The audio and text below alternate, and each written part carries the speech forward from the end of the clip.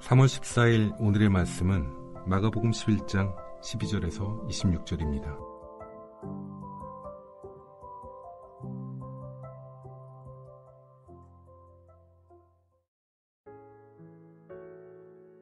이튿날 그들이 베다니에서 나왔을 때에 예수께서 시장하신지라.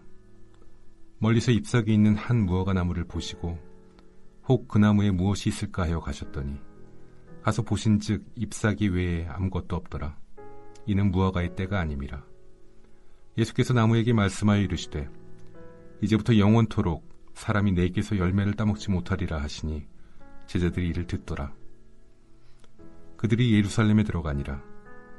예수께서 성전에 들어가사 성전 안에서 매매하는 자들을 내쫓으시며 돈 바꾸는 자들의 상과 비둘기 파는 자들의 의자를 둘러엎으시며 아무나 물건을 가지고 성전 안으로 지나다님을 허락하지 아니하시고 이에 가르쳐 이르시되 기록된 바 내 집은 만민이 기도하는 집이라 칭함을 받으리라고 하지 아니하였느냐.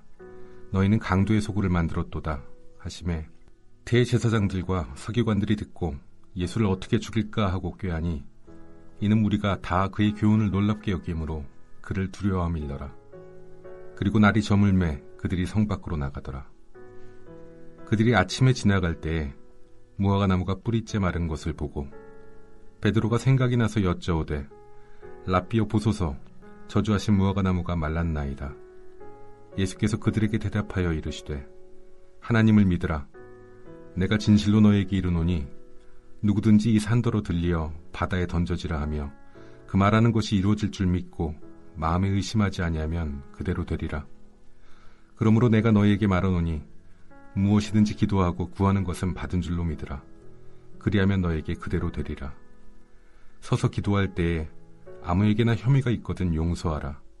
그리하여야 하늘에 계신 너희 아버지께서도 너희 허물을 사하여 주시리라 하시니라.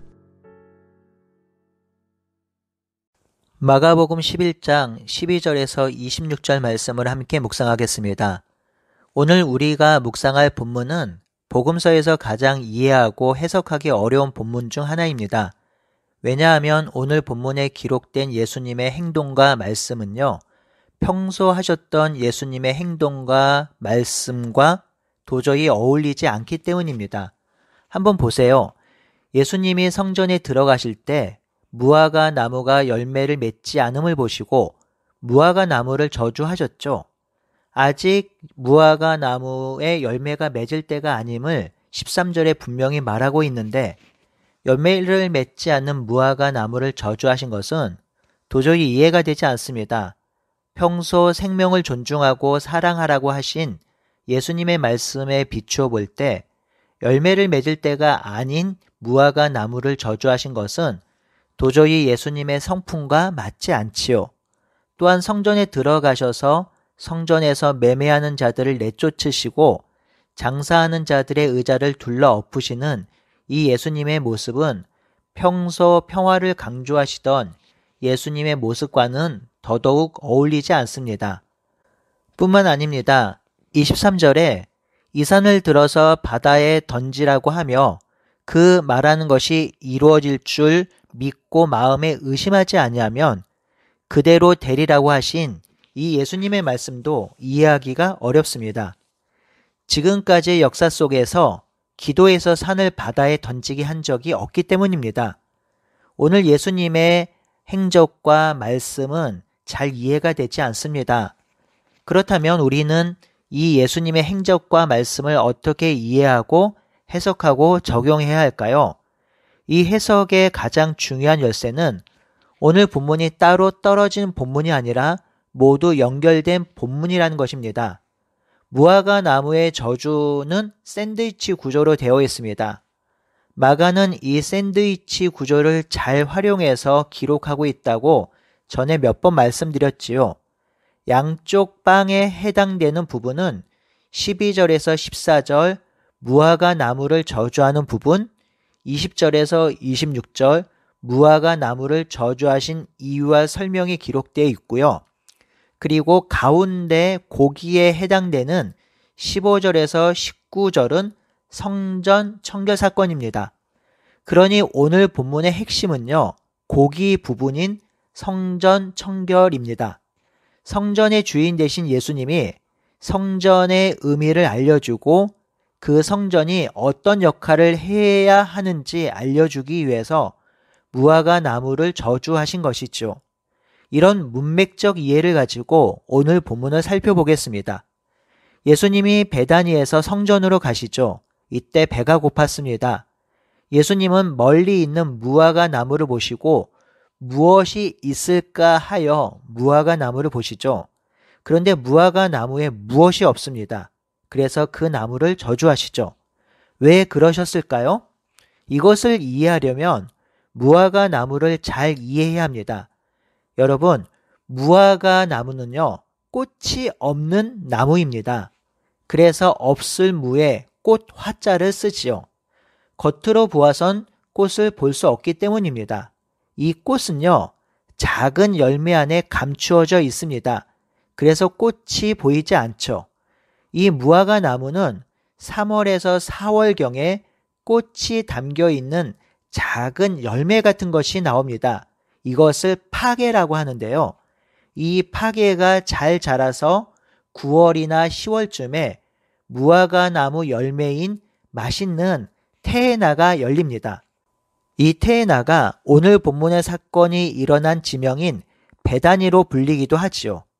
그러니 예수님은 지금 9월에서 10월에 열리는 무화과 나무의 완전한 열매 테에나를 찾으신 것이 아니에요. 3월에서 4월에 열리는 파게를 찾으신 것입니다. 이 파게는 테에나가 되기 전이어서 아주 시고 맛이 없습니다. 그래서 가난한 사람들이 먹을 것이 없을 때 이 파게를 따서 먹습니다. 예수님이 드시려고 했던 것은 잘 자라고 잘 익은 무화과 나무 열매인 테에나가 아니라 어린 열매 파게를 찾으신 것입니다. 그런데 이 무화과 나무에 파게조차 없는 것이죠. 그 시기에 파게가 열려야 하거든요. 만약 이 시기에 파게가 없다면 이 무화과 나무는 시간이 흘러서 9월이나 10월이 되어도 테에나가 열리지 않아요. 파게가 없다면 이 무화과 나무는 소망이 없습니다. 열매를 맺을 희망이 없습니다. 열매를 맺을 가능성이 없는 것이죠. 예수님이 저주하신 무화과 나무는 시간이 흘러도 열매를 맺지 못하는 무화과 나무인 것입니다. 정확히 표현하면 시간이 흘러도 100% 열매 맺지 못하는 무화과 나무를 저주하신 것입니다. 시간이 흘러도 열매를 맺지 못하는 무화과 나무를 저주하신 사건은 성전 청결 사건과 바로 연결됩니다. 예수님이 무화과 나무를 저주하시고 성전으로 들어가시죠. 어제 본문에 보면 예수님이 성전에 들어가 쭉 둘러보시고 그냥 나오셨죠. 아마도 하루 지나고 나서 가장 중요한 일을 도모하려고 하신 것입니다. 그곳에 들어가서 성전에서 장사하는 자, 환전하는 자를 내쫓으시고 그들의 물건을 뒤엎습니다. 그리고 내 집은 만민이 기도하는 집이라고 하시죠. 이는 성전의 의미, 성전의 기능을 한마디로 표현하신 것인데요. 여기서 만민은 all people이라는 의미보다 all nations라는 의미로 보는 것이 좋겠습니다. 모든 사람이 기도하는 집의 의미가 아니라 모든 민족, 모든 열방, 모든 나라가 성전으로 모여 하나님께 기도하고 하나님을 예배한다는 것이지요. 그러니 온 땅의 회복, 온 우주의 회복, 새 창조의 역사가 성전에서 일어난다는 것입니다. 우리가 비전이란 찬양을 잘 부르는데요. 이 찬양은 온 나라와 족속과 열방이 회복되어서 하나님을 예배하는 역사가 일어난다라는 찬양이 있죠. 성전에서 그런 역사가 일어난다는 것입니다. 성전은 만민이 기도하는 집이라고 하는데요. 기도는요, 하나님과의 관계가 회복되었다는 전제에서 일어나는 행동입니다. 그러니 결국 만민이 기도하는 집이란 의미는 성전을 통해서 온 우주가 회복되고 새 창조의 역사가 일어난다는 것입니다. 그런데 그런 놀라운 역사를 감당하는 성전이 강도의 굴헐, 즉 사람의 욕망과 이기심과 탐욕을 채우는 악의 소굴이 되었던 것이죠. 이러한 성전의 모습이 바로 열매 없는 파괴가 없는 무화과 나무의 모습과 똑같다라는 것입니다. 지금의 성전이 파괴조차 열리지 않는 무화과 나무라는 것이죠. 아직은 잘 익은 무화과 나무 열매 테나가 없을지라도 파괴라도 있으면 소망과 희망이 보일 텐데 파괴도 열리지 않는, 파괴도 보이지 않는 성전은 아무런 소망도 희망도 보이지 않는다라는 것입니다. 시간이 아무리 흘러도 이 성전에서는 하나님을 예배하지 못하고 세월이 아무리 흘러도 이 성전에서는 하나님을 만나지 못하고 세월이 아무리 흘러도 이 성전에서는 백성의 교제가 일어나지 못할 것이란 말이지요. 왜인가요? 이 성전에는 파괴가 없거든요. 그래서 예수님은 이 성전을 뒤집어 엎으시고 이 성전에 소망을 두지 않습니다. 이 성전에서 하나님을 예배하는 자들이 하나님을 버렸기 때문입니다. 그래서 예수님은 성전에 지나다니는 것을 허락하지 않으시고 내 집은 만민이 기도하는 집이라고 분명히 말씀하신 것이지요. 성전을 나오시고 다음 날이 되었습니다. 제자들과 함께 다시 예루살렘으로 들어가는 이때에 베드로가 무화과 나무가 뿌린 채 마른 것을 보고 예수님께 어제 저주하신 무화과 나무가 말랐습니다 라고 말합니다. 그러자 예수님께서 바로 22절에 하나님을 믿으라고 합니다. 예수님의 이 말씀은 저주받지 않고 파괴라도 맺으려면 하나님을 믿어야 한다는 것이죠. 이 말씀은 역으로 생각해보면 실제로 이스라엘 백성들이 하나님을 믿지 않는 자들이었다는 것입니다. 진짜 하나님을 믿으며 어떤 일이 벌어지는지 예수님이 23절에서 설명하는데요. 이 산더러 바다에 던지라 하면 바다에 던져질 것이라 하지요. 이는 믿음이 있으면 산을 바다에 던질 수 있다라는 의미가 아닙니다. 예수님이 말씀하신 이 산은 지금 베다니에서 보이는 산인데요. 헤롯이 자기가 살 집, 궁을 만들어 놓은 산입니다. 헤롯은 언제나 신변의 위협과 위험을 느꼈기 때문에 자기가 살 곳, 숨을 곳, 아지트 같은 궁을 만들었습니다. 이 궁은 산을 깎아서 만들었는데요. 그 산을 헤로디움이라고 불렀습니다. 실제로 히브리 대학의 넷저르 교수는 1972년부터 35년 동안 헤로디움인 이 산을 발굴하여 헤롯의 무덤을 발견하였다고 하죠. 그러니 예수님이 지금 보시고 말씀하신 산은 일반적인 산이 아니라 거대한 제국, 세상 나라, 세상 임금이 거하는 산인 것이죠. 예수님은 이 산을 보고 이 산이 무너질 것이라 기도하면 이 산이 무너질 것이라 하신 것이죠. 무슨 말인가요? 하나님을 믿고 기도하면 거대한 제국의 왕, 세상을 다스리는 왕, 예수님을 진멸하려 했던 그 왕이 쌓아 올린 거대한 왕궁을 무너뜨릴 수 있다는 것이죠. 하나님을 믿고 기도하면 그 두려운 제국, 강력한 악한 세상과 세상을 이길 수 있다는 것입니다. 이런 맥락에서 살펴볼 때 이런 질문을 할 수 있죠. 성전에 그리고 성전에서 빌붙어서 생명을 연장했던 종교 지도자들과 탐욕스러운 자들에게 파괴가 없었는데 그 파괴가 구체적으로 무엇일까요? 오늘 본문에서 본다면 하나님을 믿는 것입니다. 그러니 그들에게는 믿음이 없었습니다. 하나님을 믿지 않았습니다. 하나님을 믿지 않고 제사드리고 하나님을 믿지 않고 기도하고 하나님을 믿지 않고 구제하고 하나님을 믿지 않고 의로운 척 한 것입니다. 하나님을 믿지 않으니 하나님의 역사도 믿지 못하고 하나님의 행하심도 믿지 못합니다. 하나님의 행하심도 믿지 못하니 앞으로 하나님이 이루실 역사도 믿지 못하고 하나님의 뜻도 계획도 알지 못하고 자기의 탐욕과 욕망과 욕심으로 자신의 만족을 이루며 살았던 것이지요. 사랑하는 성도 여러분, 도전적인 말 한번 해보겠습니다. 여러분, 한국교회에 파괴가 있을까요? 쇠퇴하는 한국교회에 파괴가 있을까요?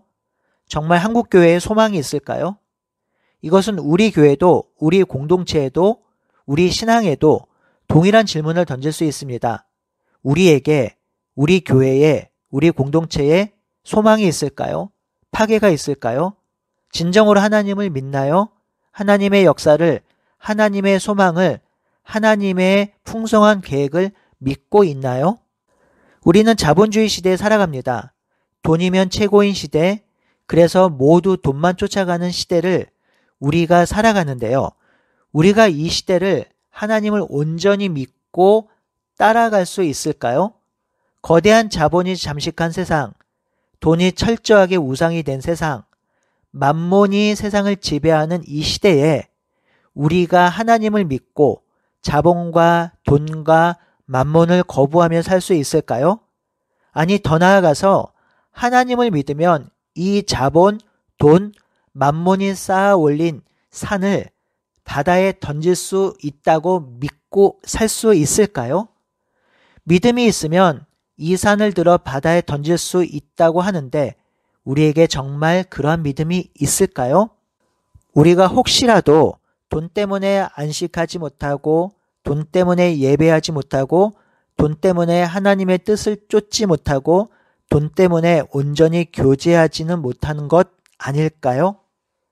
요한복음에 보면 예수님이 십자가를 지러 예루살렘에 올라갈 때 두려움에 쌓인 제자들, 걱정하는 제자들에게 하신 말씀이 14장 1절에 나옵니다.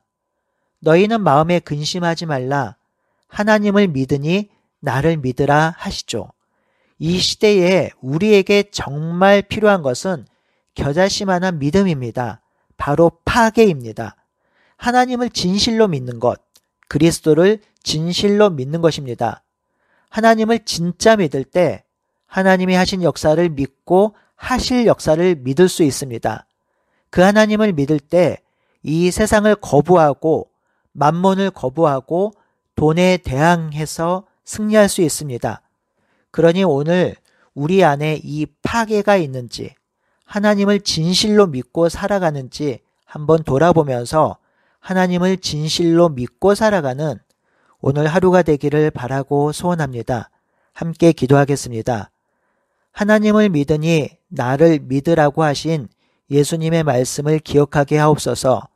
하나님, 이 땅을 살아갈 때에 우리가 세상을 섬기지 않게 하여 주시고 돈을 섬기지 않게 하여 주시고 만몬을 섬기지 않게 하여 주시고 오직 살아계신 하나님 예수 그리스도를 섬기게 하여 주시고 그를 주인으로 모시고 살게 하여 주시옵소서. 살아계신 예수님의 이름으로 기도드리옵나이다. 아멘.